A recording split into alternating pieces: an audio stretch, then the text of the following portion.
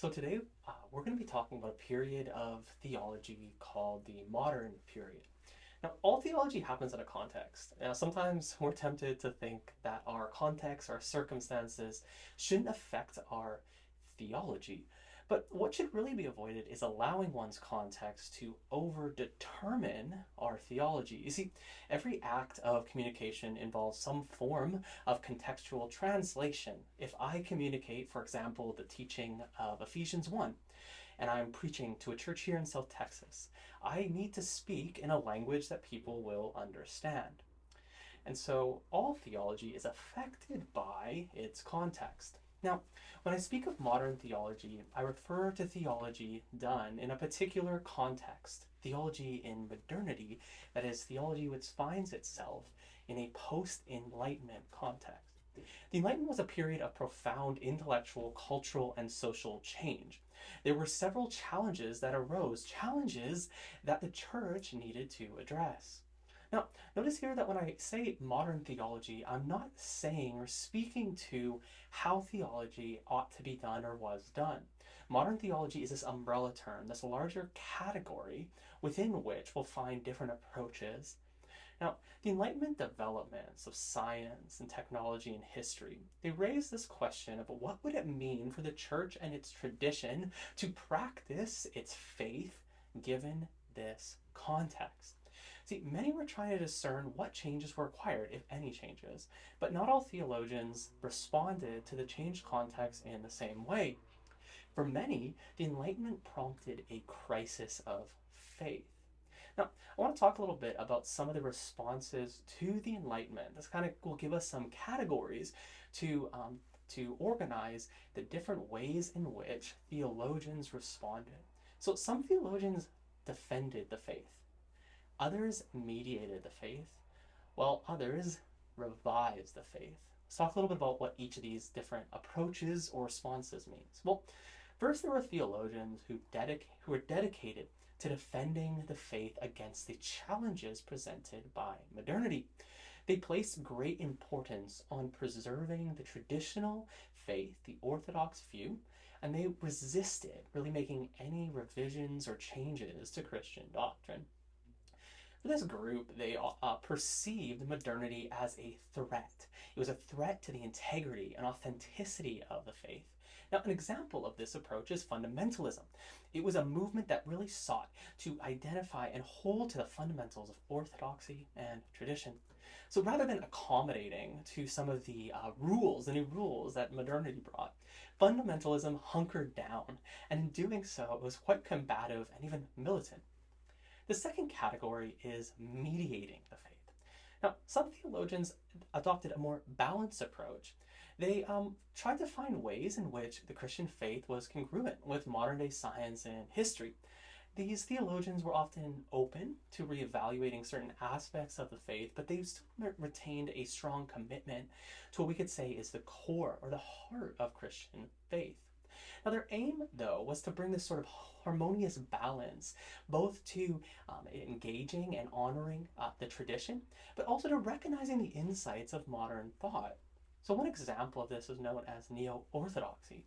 Now, Neo-orthodox theologians had no issue, again, with revising portions of the faith, but they thought that liberalism had gone too far, and Karl Barth is a great example of a Neo-orthodox theologian.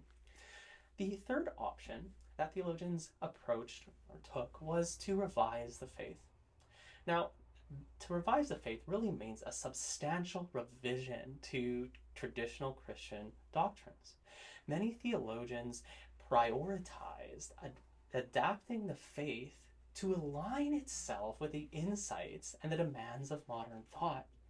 This approach required that traditional positions were revised and refined, so that really the effects, what we're seeing as advances in modernity, were incorporated into the Christian faith. And so really, what these theologians thought is that modernity has shattered a lot of what we took for granted. And one example of this type of approach is Protestant liberalism. So rather than fight against the times and resist sort of this influence of modernity, Protestant liberalism really accepted these advances, and what they sought to do was revise the faith in light of them. And so they sought to just reconstruct the faith within this modern context and a modern lens. We grasp a sense of this in a letter written by Schleiermacher. He says this, he says, I can only anticipate that we must learn to do without what many are still accustomed to regard as inseparably bound to the essence of Christianity. I'm not referring to the six-day creation, but to the concept of creation itself, as it is usually understood, apart from any reference to the Mosaic chronology, and despite all those rather precarious rationalizations that interpreters have devised. How long will the concept of creation hold out against the power of a worldview constructed from undeniable scientific conclusions that no one can avoid? Now, you can see in Schleiermacher's statement just the level at which the confidence he has in what modernity has put forward. Schleiermacher really shifted the focus of theology from Holy Scripture and doctrine to something that was more immediately accessible, human experience. Schleiermacher argued that every person has experiences of the divine, an experience, what he called a Gefühl, and this experience was a form of the sense of our finitude and our dependence upon God, and theology looks and tries to analyze this experience rather than look to Holy Scripture and other authoritative documents. There's a New Testament scholar named Rudolf Bultmann who also is an example of this approach to modernity.